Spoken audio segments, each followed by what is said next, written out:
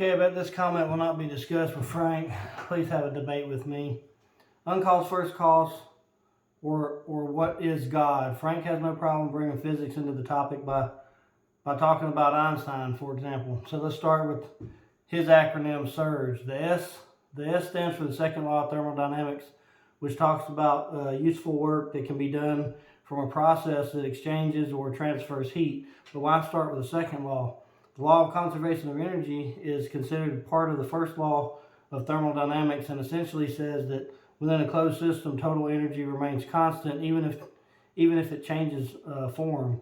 This means energy cannot be created or destroyed, it can only be transformed.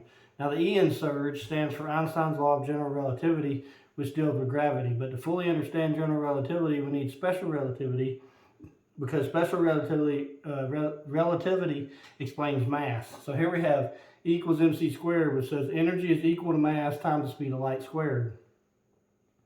Now we're getting closer to how Frank is wrong about the immaterial, timeless, spaceless God. So try to keep up. The universe is not billions of years old because time is relevant to the observer. If energy cannot be created or destroyed, only transformed, then it can be both in time and outside of time because it's eternal. So for physics to be correct, before the universe, there was only pure energy. The creation then is not created out of nothing, rather it is created out of energy, which is in agreement with E equals mc squared. There's no way around this argument.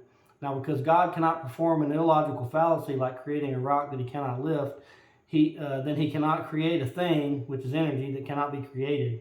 This means God is not immaterial or spaceless because he is pure energy, and even says so when he calls himself the Alpha and the Omega, the beginning and the end. If God cannot create energy and God was not created, then logically he is the energy. Time, or the beginning, is what seems to throw people off here. Again, this is addressed in general and special relativity. General relativity gives us the understanding of gravity and how it works. Special relativity gives us mass. Mass gives us the physical universe. Time is the thing that holds it all together. And God the Son gives us the understanding of time on day 4 of creation.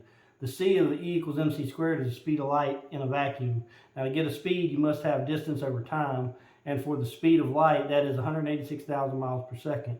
In order for this to be true, we must define what a second is. And as stated earlier, time is only relevant to the observer. The sun, moon, and stars are created on day 4 for signs, seasons, days, and years. And this is the only way that time is defined. And no, the cesium-133 atom does not define time, it keeps time. This means that any argument for the age of anything is geocentric. If you disagree with that, then how do you define time without reference to the earth and the sun? Now, what science gets wrong, and Frank agrees with, is the Big Bang.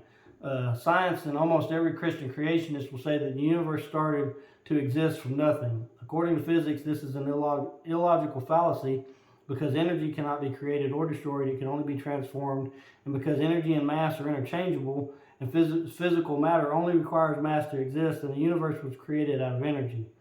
The order of this creation is recorded in Genesis chapter 1, which is vastly different from the Big Bang Theory. The Genesis account is the assembly process for the universe, which is no different than the assembly process for a car. What I mean by this is I can explain to you how a car will function without having the car or any of its parts.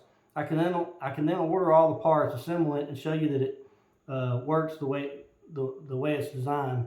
The Big Bang says that stars were first, and then they died, giving us the heavier elements that makes us what we are today. Genesis says the origin of life was first. This is the light on day 1 as described in John 1:4. The firmament, which is heaven, on day 2. Then the earth and plant life on day 3. And then the sun, moon, and stars on day 4, so that we can fulfill our command of having dominion over the earth and subduing it. Now everyone seems to forget about the water that the firmament divided on day 2, which is described in Revelations 22:1 as the pure river of water of life that proceeds out of the throne of God and of the Lamb. So, without breaking any laws of physics, I can explain God's perfect creation in 6 24-hour days. And because physical matter is created out of eternal energy, according to physics, there is no need for billions of years, as this matter could have been created to look this way, just as Adam was created a grown man. You see, the universe is only thought to be billions of years old because of the speed of light. So, if the universe is 14.5 billion years old and the Earth is 4.5 billion years old, how does science define time before the Earth and the Sun existed?